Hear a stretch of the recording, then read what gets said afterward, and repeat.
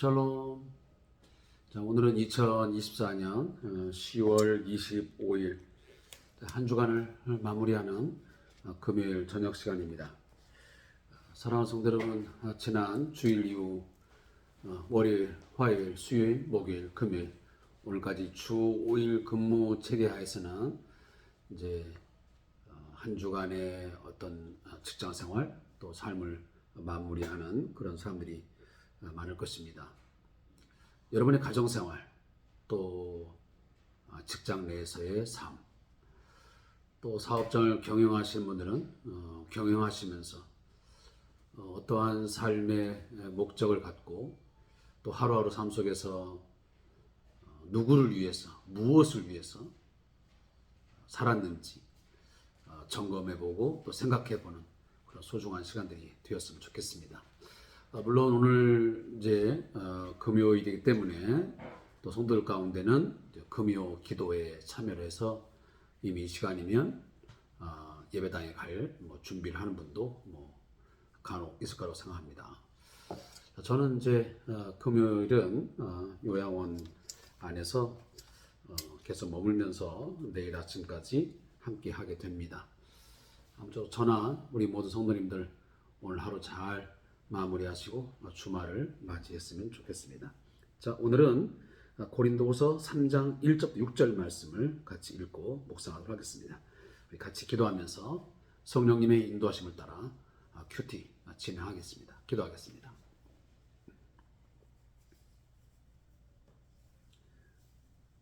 우리의 삶과 죽음, 그 모든 것들이 하나님의 계획하심과 또 결정에 의해서 되어짐을 우리는 믿습니다.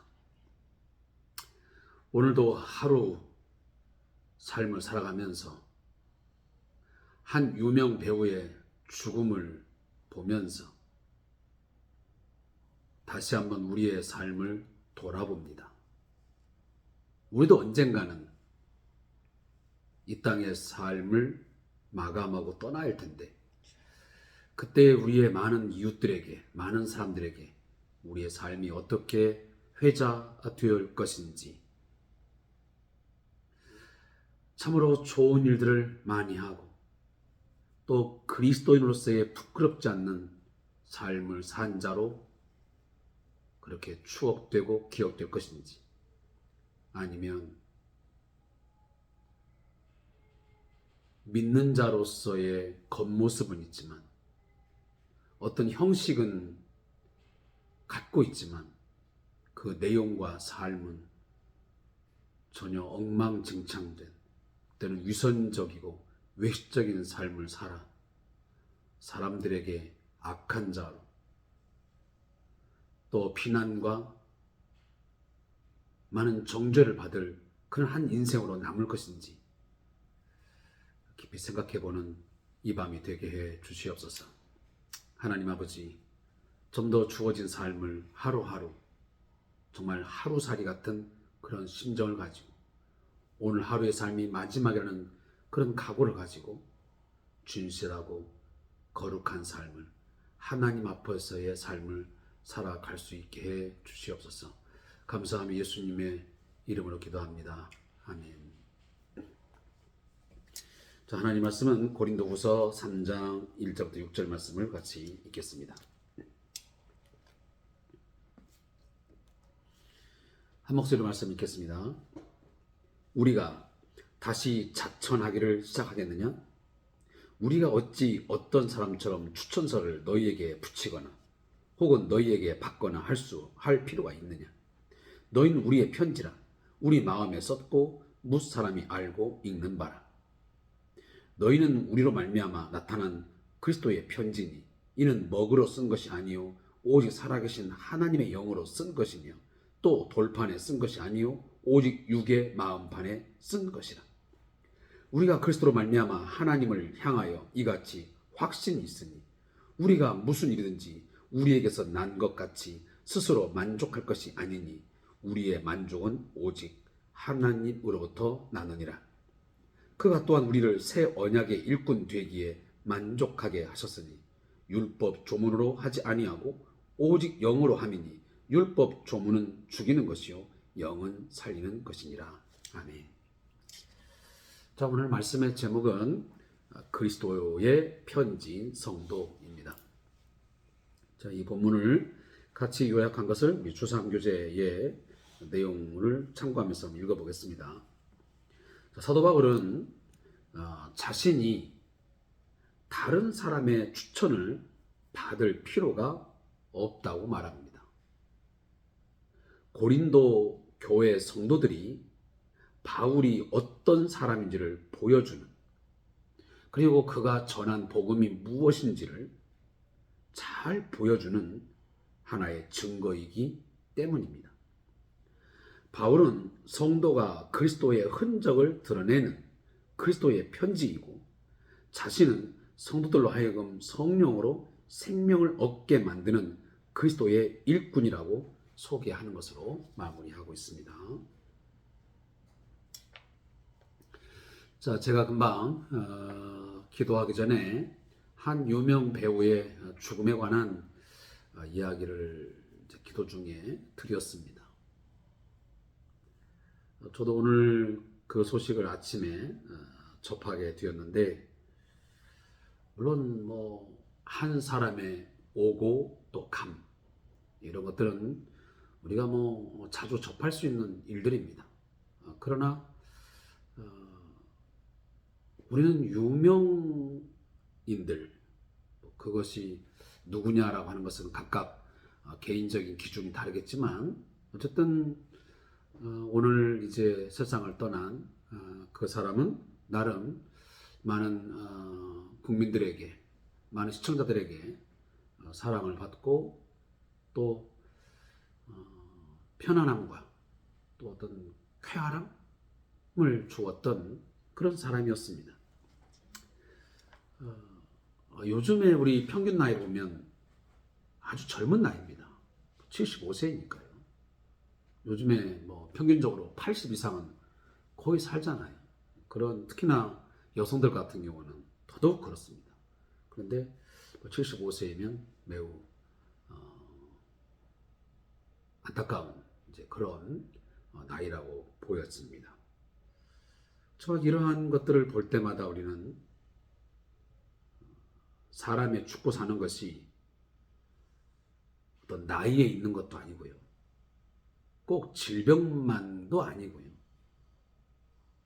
우리가 정말 생각할 수 없는, 상상할 수 없는 수많은 원인들이 우리를 죽음에 이르게 합니다.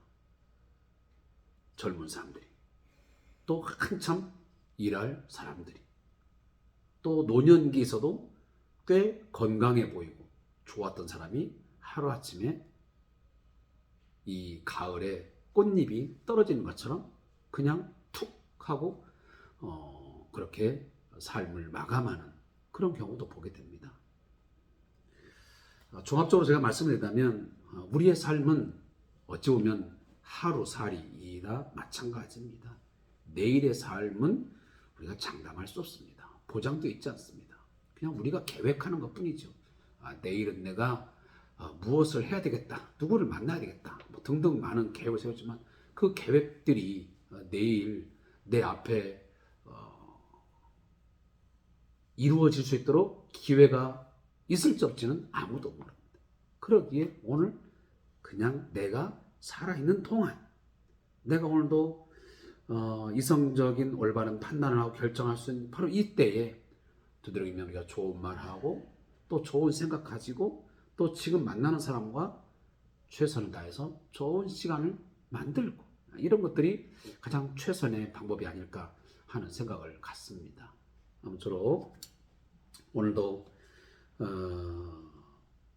한 사람의 이제 죽음을 이야기하면서 또 나의 삶에 대해서도 좀 진지하게 들여다보는 시간 되기를 원해서 제가 잠깐 그런 이야기를 좀 서두에 꺼냈습니다. 자, 오늘 본문은 그리스도의 편지인 성도, 다시 말하면 고린도 교회 성도들을 일컫는 그 이야기가 오늘 이 본문에 기록되어 있습니다. 아마 당시에 그 지역에서 뭔가 활동을 하고 영향력 있는 어떤 일을 하려면 이 추천서를 받는 일이 있었습니다. 그래서 유명한 어떤 사람의 추천이 담긴 추천서, 그 소개장이 있으면 그걸 가지고 이렇게 활동을 하게 되면 훨씬 더 영향력 있게 일을 또 어떤 말들을 가르칠 수 있었던 것 같습니다. 어떤 철학자 또 등등 이런 이야기입니다. 지금도 그러한 것과 똑같은 건 아니지만 우리가 어떤 직장에 들어갈 때 저희도 이제 목회자로서 그 처음에 저도 이제 총신대학교 그 대학원을 들어갈 때에 저희 노예의 목사님의 추천서를 이렇게 받습니다. 이게 왜 그렇겠습니까? 그 사람들의 뭔가 공신력 있는 그러한 추천서가 있으면 저에 대해서 좀 더 신뢰할 수 있고 더 잘 파악할 수 있기 때문에 그렇습니다. 우리 직장에서도 가끔 그렇게 할 때도 있었습니다. 지금이야 거의 그런 일이 없지만 과거에는 이렇게 누군가의 추천서를 받는 일이 참 많았습니다. 자, 오늘도 사도 바울은 그 이야기를 꺼내고 있습니다. 나는 어떤 유명한 변증가 아니면 철학자 대단한 영향 있는 사람의 추천서를 가지고 너희에게 전할 이유가 없다. 왜냐? 바로 당신들이 하나의 추천서이고 당신들이 우리의 편지이기 때문이다. 자, 여러분, 편지는 어떤 걸 담고 있습니까? 쓴 사람의 어떤 행동, 그 사람의 생각, 어떤 그 사람의 마음, 그 삶을 들여다보는 것이 바로 편지입니다. 그래서 우리가 편지를 읽게 되면 그 사람의 생각이나 그 사람의 마음, 그 사람의 삶이 어느 정도 이렇게 보여지는 거죠. 그러니까 고린도 교회의 성도들의 삶을 보면, 그들을 보면 뭐가 보여요? 사도 바울이 그들에게 심어준, 그러니까 고린도 교회 성도들에게 심어준 그 복음의 어떤 내용들, 그 복음의 삶들이 읽어지는 거예요. 한마디 말하면 복음의 그 내용이 무엇인지, 십자가의 복음, 그 그리스도의 복음의 어떤 가치, 그 복음이 추구하는 어떤 삶의 목적, 그 의미들을 누구를 보면? 그리스도인의 삶을 보면 드러나는 거예요. 그러니까 우리들이 어떠한 삶을 살아가느냐라고 하는 것은 이게 단순한 문제가 아니고 결국은 우리가 받아들인 그 복음이 무엇이며 그리스도가 어떤 분인지를 드러내게 되는 거예요. 그만큼 우리 자신들은 중요하다는 이야기를 제가 드리는 거예요. 우리가 그리스도의 편지이고 고린도 교회 성도들은 바울과 그 일행의 편지인 거예요. 그들의 삶을 보면 그 사람이 누구인지, 그를 가르치고 그에게 영향력을 준 사람이 어떤 사람인지를 알게 된다 그 말이죠. 그래서 2절에 보면 너희는 우리의 편지라 우리 마음에 썼고 뭇 사람이 알고 읽는 바라 그랬어요. 마음에 썼대. 마음에. 그러니까 우리가 편지는 보통 먹으로, 여기 나오면 먹으로 쓰잖아요. 먹으로. 우리는 지금 펜으로 쓰지만 이 당시에는 먹으로 쓰는 먹. 근데 먹으로 쓴 것은 그냥 몇몇 사람에게 보여지는 거예요. 그러나 마음에 쓴 것은, 마음에 새겨진 것은 또 차원이 다르거든. 그래서 이 본문 보잖아요. 돌판에 쓴 것이 아니요 오직 육의 마음판에, 그러니까 우리의 마음판에다가 하나님의 영으로 썼대요. 오직 살아계신 하나님의 영으로 썼대요. 어디에? 우리의 마음판에다가 그리스도가 어떤 분이신지, 그리고 그 복음이 무엇인지, 복음에 합당한 삶을 산다는 게 무엇인지, 그리스도께서 성도들을 위해서 어떠한 삶을 사셨고 그 삶이 무엇인지를 가장 잘 보여준 것이 바로 우리 마음판에 새겼다고 말씀해요. 그러면 우리의 마음판에 새겨졌으면 우리는 어떻게 됩니까? 그 마음판에 새겨진 것들을 우리가 삶으로 우리가 증거해야죠. 드러내 주어야죠. 이 부분이 오늘날 우리 그리스도인에게 가장 취약점이고 어쩌면 아이러니. 성령께서 모든 그리스도인들의 마음에 내주한다 그러는데 성령이 함께 하셔서 역사한다 그러는데 하나님의 말씀이 돌판에 새겨진 것이 아니고 우리의 마음판에 새겨졌다 그러는데 그리스도에 대해서 예수님에 대해서 그의 인격과 삶에 대해서 우리의 마음에 잘 무엇으로? 성령으로 썼다 그러는데 안타깝게도 그 새겨진 것들이 쓰여진 것들이 삶으로 나오질 않아요.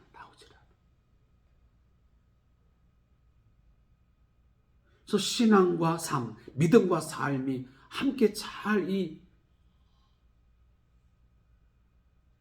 조화가 돼야 됩니다. 또는 너무 부조화가 되는 거예요. 맞지를 않아요.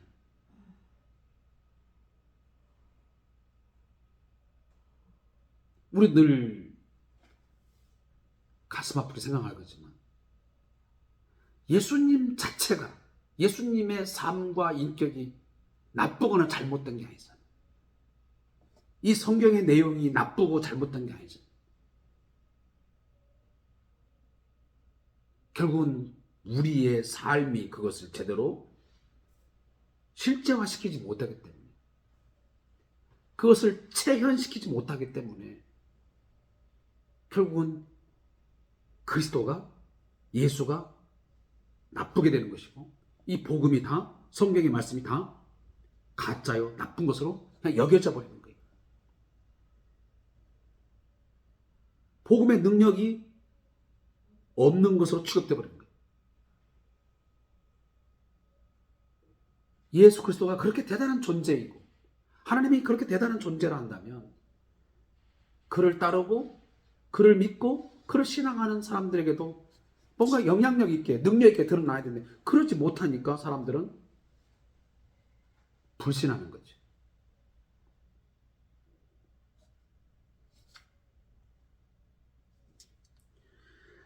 자, 그런 부분들을 우리가 좀 더 심각하게 받아들이고 우리 자신을 돌아보는 계기가 되었으면 좋겠습니다. 또 5절 말씀 보니까 우리가 무슨 일이든지 우리에게서 난 것 같이 스스로 만족할 것이 아니니 우리의 만족은 오직 하나님으로부터 나느니라. 바울은요 사람들에게서 뭐 칭찬받고 사람들이 인정해주고 누군가가 추천을 해줘가지고 그것 때문에 만족해하는 그런 삶을 살고자 하지 않았습니다. 그의 만족, 그의 진정한 어떤 삶에 대한 행복, 만족은 하나님께로부터 찾고자 했습니다. 아무리 수많은 사람들이 칭찬하고 아무리 수많은 사람들이 그를 추앙하고 한다 할지라도 하나님이 인정하지 않고 하나님의 만족함이 되지 못한다고 한다면 그것은 잘못된 것이죠.